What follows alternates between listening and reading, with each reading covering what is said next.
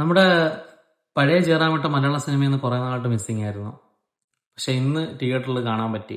ആശകളായിരം എന്ന് പറയുന്ന സിനിമയെ പറ്റിയാണ് പറയാൻ പോകുന്നത്. ഡയറക്റ്റ് ചെയ്തിരിക്കുന്നത് ജി പ്രജിത്താണ്. പുള്ളിക്കാരന്റെ സിനിമയാണ് വടക്കൻ സെൽഫി. കുറെ കാലത്തിന് ശേഷം ഇപ്പോഴാണ് പിന്നെ ഡയറക്റ്റ് ചെയ്യുന്ന സിനിമ. റൈറ്റേഴ്സ് വന്നിട്ട് ജൂഡ് ആന്റണി ജോസഫും നമ്മുടെ അരവിന്ദ് രാജേന്ദ്രൻ എന്ന് പറയുന്ന ഒരു പുള്ളിക്കാരനാണ് റൈറ്റ് ചെയ്തിരിക്കുന്ന പടം. പടം എങ്ങനെയുണ്ടെന്ന് ചോദിച്ചു കഴിഞ്ഞാൽ നല്ലൊരു എന്താ പറയുക, ഒരു ഫീൽ ഗുഡ് ഫാമിലി ഡ്രാമ പടം എന്ന് വേണമെങ്കിൽ പറയാം.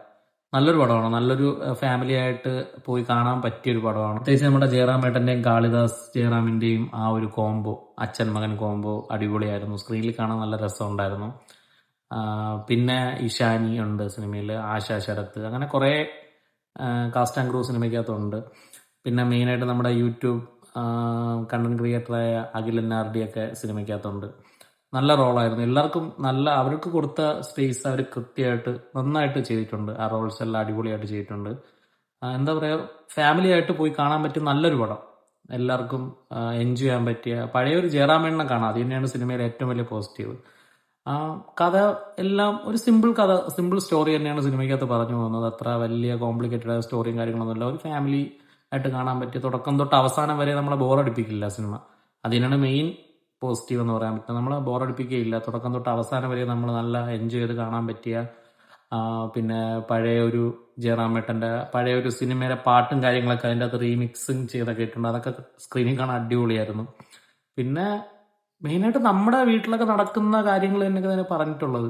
നമ്മുടെ ഒരു വീട്ടിൽ ഒരു അച്ഛൻ മകൻ കോംബോ എങ്ങനെയായിരിക്കും, അവരുടെ വിഷമങ്ങളും ആഗ്രഹങ്ങളും അതിന്റെ പുറകെയുള്ള, സിനിമയുടെ പേര് പോലെ തന്നെയാണ് ആശകൾ ആയിരം. സിനിമയുടെ പേര് പോലെ തന്നെയാണ് സിനിമയുടെ ഒരു കഥയുടെ ഒരു പോക്കും. ആശകൾക്ക് വേണ്ടി അല്ലെങ്കിൽ അതിന്റെ ആഗ്രഹങ്ങൾക്ക് വേണ്ടി അവരുടെ ഓരോ അതിനു വേണ്ടി പുറകെ പോകുന്നതും, അതിൽ കുറച്ച് ഇൻട്രസ്റ്റിംഗ് ആയിട്ടുള്ള കുറച്ച് അത്യാവശ്യം കോമഡി കാര്യങ്ങൾ, അത്യാവശ്യം ഇമോഷണൽ സീരിയസ് ആയിട്ടുള്ള കുറച്ച് കാര്യങ്ങൾ, അങ്ങനെയൊക്കെ ഒരു ട്രാക്ക് പിടിച്ചു പോകുന്നൊരു പടമാണ്. ഫാമിലി ആയിട്ട് ഇപ്പോൾ തിയേറ്ററിൽ പോയി കാണാൻ പറ്റിയൊരു പടമാണ്. പറ്റുമെങ്കിൽ എല്ലാവരും തിയേറ്ററിൽ പോയി തന്നെ കാണണം. മസ്റ്റ് വാച്ച് ആണോ എന്ന് ചോദിച്ചു കഴിഞ്ഞാൽ നമ്മളിപ്പം അധികം വരാത്തതാണ് ഈ ഫാമിലി മൂവീസും കാര്യങ്ങളൊക്കെ, അധികം ഇപ്പം അങ്ങനെ ഇല്ലാത്തതാണ്. അത് വെച്ച് നോക്കുമ്പോൾ തിയേറ്ററിൽ പോയി ഫാമിലി ആയിട്ട് പോയി കണ്ട് എൻജോയ് ചെയ്യാൻ പറ്റിയ പടമാണ്. അപ്പം എല്ലാവരും പറ്റുമെങ്കിൽ പോയി കാണണം. പിന്നെ ഇത്രയൊക്കെ ഉള്ളൂ. വീണ്ടും സന്ധിക്കും വരെ വണക്കം.